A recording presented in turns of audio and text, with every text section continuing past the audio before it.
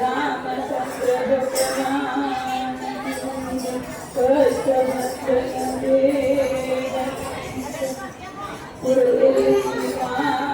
भगवान देखीने धणी सांभरे अने देवळ देखीने दुख जाय हे दर्शन करता मारी गगली गायना हे मारा पंडना पाप धोवार जाय हे दर्शन करता मारी गगली गायना हे मारा पंडना पाप धोवार जाय हे सिद्धि फाटशे परवानी अने वेळा थशे આપણે બધાને જવાની પાંચ સગા સંબંધીઓ ભેળા મળીને સમસી પાણી પાવાની હે લોટ પાણીનો લાડવો મેળશે અને જરૂર નહીં તારે ખાવાની પાંચ પછી ભેળા મળીને ઉતાવળ કરશે કાઢી જવાની હે લાકડા ભેગા તને બાળી દેશે અને હશે ઉતાવળ એને નાવાની હાડકા લઈને હાલતો થશે પછી રાખ તારી ઉડી જવાની પછી રાખ તારી ઉડી જવાની હે સ્વાર્થ ધણી છે આ બધી દુનિયા વાળા ઘડીકમાં ભૂલી જવાની વાલા ઘડીકમાં ભૂલી જવાની તો કે આ બધી દુનિયા તો કે સ્વાર્થ ધણી છે જ્યાં સુધી આપણી અંદર જીવ છે ને ત્યાં સુધી જ આપણે બધાને માયા છે પણ વ્યક્તિના તમે જો આપણને મૂકીને જીવ વિયોગ આવે ને પછી તમામ માયા આપણે બધી મુકાઈ જાય કેમ કે આપણે આપણા સ્વાર્થને રહી છીએ મારું મારું કરી ડોરી પણ જે જીવ આપણી પાસેથી જોશે એના માટે કોઈએ વિચાર કર્યો કે અત્યાર સુધી જીવ આપણે હારે જો કે એને કઈ એવું કર્મ કર્યું છે કે હવે ભગવાનના લોકમાં ગયો કે ભગવાન એને થોડું પૂછે છે પણ એ કઈ એના કર્મ કરીને દોષ નથી તો આ જીવને કેટલી કષ્ટી પડશે તો આપણે કોના માટે રોઈ તો કે આપણા માટે કે આપણા બા ને દાદા હોત ને તો આપણે સારું હતું થોડા દેશમાંથી બાસકા બાસકા મોકલે કે આપણા દીકરાને લાડ લડાવે 5 દિન આવે તો આપણા ઘર પણ ઉગાડાવે કોને માયા આપણા માયા માટે રોઈ હતી પણ જે જીવ જોશે કે જીવની શું ગતિ થાય કે એ આપણો જીવ કે એને શું ના મળશે તો આપણે હવે તો ક્યારેય વિચાર નથી કર્યો કે ક્યાં સુધી આપણા મા બાપે આપણે રળી ભેગું કરી રાખ્યું છે કે આપણા શોખ પૂરા કરવા માટે એના શોખ બધા અધૂરા રહી ગયા છે કેમ કરતા કરતા પણ આવી જો પણ એ મુદ્દા પાછળ આપણે પસ્તાવો કાંઈ કરતા જ નથી આપણે બધા રોવી છીએ પણ આપણા સ્વાર્થ માટે રોવી છીએ આપણા પ્રેમ લાગણી માટે કે જીવ તો આપણે લાડ લડાવે તો આપણા શોખ પૂરા કરે આપણા શોખ માટે આપણે રડવી છીએ પણ એના માટે આપણે ક્યારેય વિચાર નથી કર્યો કે આ જીવ જોશે ને આપણે એની વાહે શું કરવું પડે કે 5 ભજન કરશું તો આ જીવને સતગતિ મળશે કે 5 રૂપિયા દાન કરશું તો આ જીવને સતગતિ મળશે કોઈ બેન દીકરીઓને પૂર્ણ કરશું તો આ જીવને પણ અર્પણ થાય અહીંયા બધું રળીને ગયો પણ એ વસ્તુ એને હારે કાંઈ જાતું નથી એની વાહે તો ખાલી તમે સત્કર્મ જે કરો છો એ જ ભગવાન સુધી પૂગે છે અને એ સત્કર્મ તમે જે વાવો છો અને એ પૂગે છે ને એ જ એને એ ફળ મળે છે એટલે તો એના પાપની અંદરથી મુક્ત થાય છે કે તમે જેવું કર્મ એની વાહે કરશો એવું જ એને ફળ મળશે તમે આ જે કઈ દાન કરશો ને એ સીધું જ એને ભગવાનના શરણે મળશે અને એ જીવને તો કે ભગવાન મુક્તિ અપાવશે ને એના શરણોમાં એ અર્પણ કરશે એટલે તો આપણે બધાને 10 દિવસ સુધી અને વાહે ભજન કીર્તન કરવાનું હોય કે એ વસ્તુ એની હારે જાય છે અમારા બેનો એક ભગવો પહેરો છે ને એ ખાલી એક ફક્ત ગાય માટે પહેરો છે એક ગાય માતાને આ બેનોએ વચન આપ્યું હતું કે અમે તને ગૌશાળાની અંદર બાંધી દેવું ને ઘરે ઘરે ઉંદરા તારી માટે અમે ભટકશું ખરેખર આ ગાય છે ને એ કોઈ પશુ નથી આપણી માં છે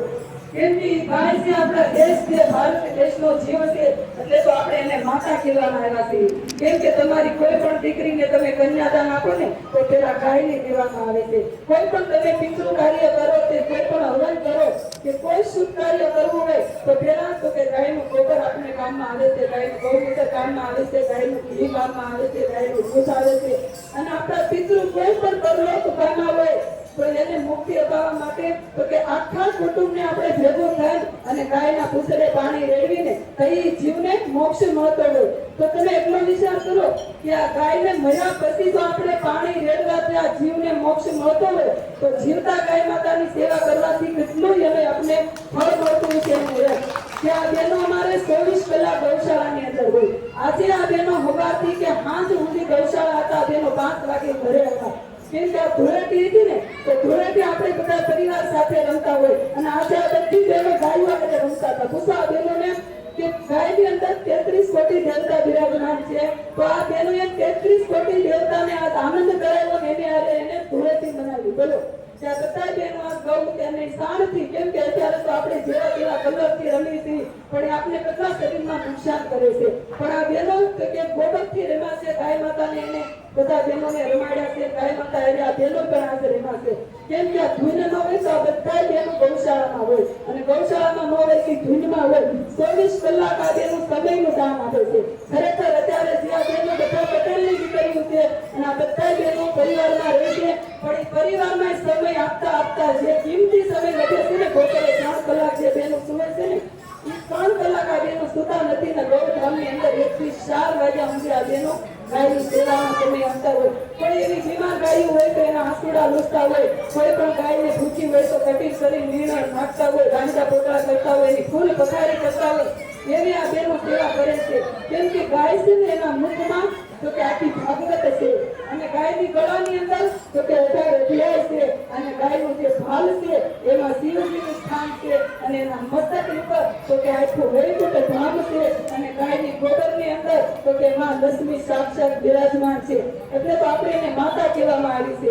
જો આપણે કોઈ પણ કાર્ય કરતા હોય ને તો આપણે 500 લાખનો બંગલો હોય પણ એ બંગલાની અંદર તો કે આપણે જીવતા હોય ને ત્યાં સુધી જ રહી શકીએ પણ એકવાર જો આ જીવા દેહને છોડે ને પછી આ ગાયનું ગોબર લીપીને એ જ આપણે નમામીને એ ગાયનું ગોબર લીપીને પછી આપણે એના ખોળે મૂકવામાં આવે છે કેમ કે એમાં લક્ષ્મીનો વાસ છે એટલે આપણે એને ખોળે અર્પણ કરવી જોઈએ અને ગાય તો કે જેતરણી નદી આવે છે આ શાસ્ત્રમાં બતાવેલું છે કે જેતરણી નદી આવે છે ત્યાં તો કે સુરભી કરી ગાય માતા છે તો કે કેટલાય કર્મ કરવી તો આપણે નદીને પાર કરી શકીએ છીએ પણ આ એક ગાય માતા છે ને ખાલી એનું એક પોતડું આપે ને તો આ કાંઠેથી ઓલા કાંઠે આ ગાય માતા આપણને આ જેતરણી નદી પાર ઉતારે છે જો એ કેટલા આપણે એના લોહી કરી છતાંય આપણે એના લોહીમાંથી મુક્ત કરે છે પણ આપણે હજી એના લોહીમાંથી આપણે મુક્ત થયા નથી આપણા ગઢિયા હતા ને તો એને પૂછ્યું પેલા 2 રોટલી ગાયની પેલા બનાવતા અને પછી તેના ભાણા પીસતા હતા પણ હવે તો કે આપણે તો હવે બધાને એવો સમય જ નથી ગાયની રોટલી બનાવવાનો કે કૂતરાનો પણ ખરેખર આપણા અમને ગાય નથી આવતી તો પણ એનો ચોથો 5મો ભાગ આપણે ગાય માતા માટે કાઢવો જોઈએ જો દરેક ઘરમાં જો ગાય માતાનો ભાગ નીકળતો હોય ને તો આપણી માને ક્યારેક લાક્ષિક ખાવાનો વાળો આવ્યો નથી પણ અત્યારે દુનિયાની અંદર સુખી કોણ છે એક દીકરી એક માવલડી અને કાવલડી જો આપણા મા બાપ અત્યારે વૃદ્ધાશ્રમમાં જાય છે હું કહું કે આપણે બહેનોની ખામી છે કેમ કે સ્ત્રીની દુશ્મન છે પુરુષ કે કોઈનો દુશ્મન હોય નહીં એક ઘરમાં હોય અને આવું આ 2 વ્યક્તિ સમજી જાય ને તો ઘર છે ને એનું એક મંદિર બની જાય પણ આપણે શરીરના દુશ્મન છે કે વહુ હોય આહુની દુશ્મન હોય આહુ હોય વહુની દુશ્મન હોય ત્યાં એવું સાંભળ્યું કે હાહરા વહુને દખલ થઈ કે બે ભાઈઓને થાય આ દેરાણી જેઠાણીને થાય અને કા વગારુને અને આહુને થાય પણ હું તેમ કહું ઘરે જો એક શક્તિ સમજી જાય ને તો કોઈના ઘરમાં કંકાસ જ ન ઉભો થાય પણ આપણે જ ઊભું કરવી તેવી રાડો તારો આપણે જ કરવી 20 વર્ષ આપણા બાપાની ઘરે રહ્યા હોય ત્યાંથી આપણે કાંઈ સંકટ કરે આપણા મમ્મી પપ્પા કીધાતા હોય પણ આપણે ક્યારે કોઈને ફરિયાદ કરી અને હારાની ઘરે એક આપણે ખાલી આપણા હાવું કીધું હોય તો બધા આમ લઈને આમ કરવાનું તો આપણે કેટલા ઘરે જઈને કર્યા હતા મારા હાવું આવું કીધું મારી મોડે આવું કીધું પણ એ તમારા મા બાપ છે ઓલા તમારા મા બાપ હતા એ તમને વધતા હતા કહેતા હતા તો એની ભૂલ તમે ક્યાંય ન દેખાતા અને આ તમારા મા બાપ છે તો એની એક ભૂલ રહેતા તમે કેટલી ભૂલે પગાડો છો કે મારા હાવું આવું કીધું મારી દેરાણી આવું કીધું પણ એ આપણા માતા આપણી ભૂલ હોય તો એ સમજાવતા હોય તો આવું બધાય તો વહુ છે ને એક દીકરી બની જાય આવું છે ને એક માં બની જાય તો સ્વર્ગ એમાં નથી આપણે ત્યાં ક્યાંય સ્વર્ગ મળવાનું નથી ઘણા બહેનોને પૂછું તમે ક્યાં જવું એ કે સ્વર્ગમાં જવું પણ આ દુનિયામાં સ્વર્ગ છે એવું આ સ્વર્ગ જ છે તમે જુઓ તો અત્યારે તો કેટલી ટેકનોલોજી છે કે બધા દોડે વાતું થાય ને ત્યાં જુઓ તો પંખા પહેલા આપણા ગઢિયાને પૂછ્યું ને તો બીજી કપડા નહોતા પહેરવા છે ને એક કંપનીમાં એ 4 મહિના કાઢી નાખતા હતા ત્યાં તમે જુઓ 5-5 વર્ષ કંપની નીકળે છે કેટલી થાય છે આપણે બધા કોઈ કોઈને શાંતિ નથી કરતા બધું ભગવાને આપ્યું તો શાંતિ ભગવાને લઈ લીધી આપણે પાસે પણ શાંતિ ક્યારે આપણે શરીરને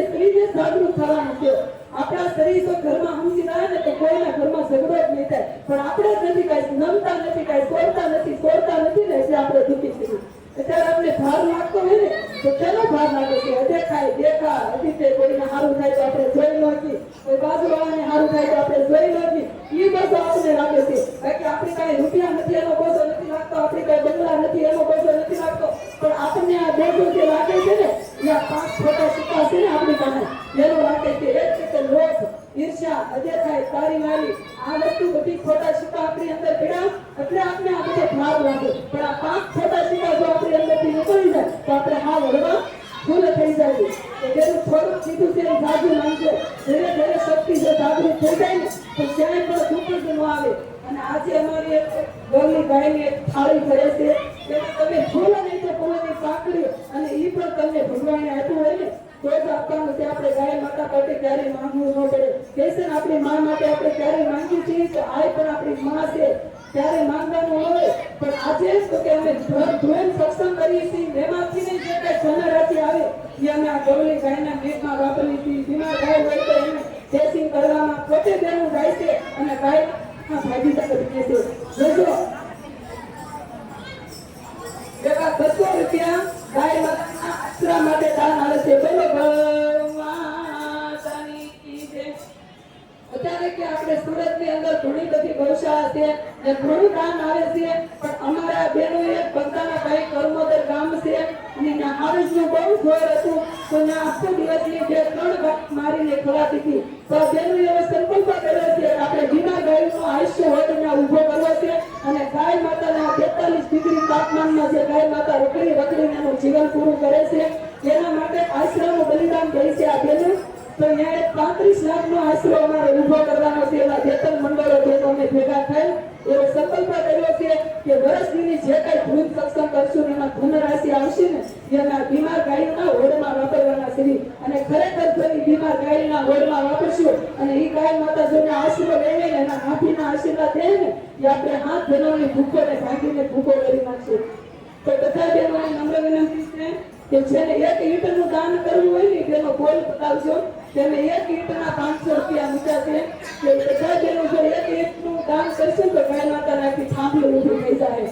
અને જે કોઈ બહેનો ભૂગી આપો એટલું ફૂલા નહીં તો તોને કાકડી અને અમારું મંડળ એક નિસ્વાર્થ છે તમે જે કાંઈ આપશો ને એ લઈ જાય કાંઈ નહીં આપો તો આ બહેનો ખાલી આશીર્વાદ કરી દેવા રહે કેમ કે આ બહેનો તો એના ખાલી સમયનું દાન કરવા નીકળ્યા છે અને રોજિયા બહેનોમાં કોઈને 1 રૂપિયો ફી નથી ખાલી સમયનું રોજ દાન આપે છે તે ગૌરી ગાય માટે કાઢે છે તો આપણે ભૂલ તરફ આગળ જવું છે હું મારી વાણીને વિરામ આપું છું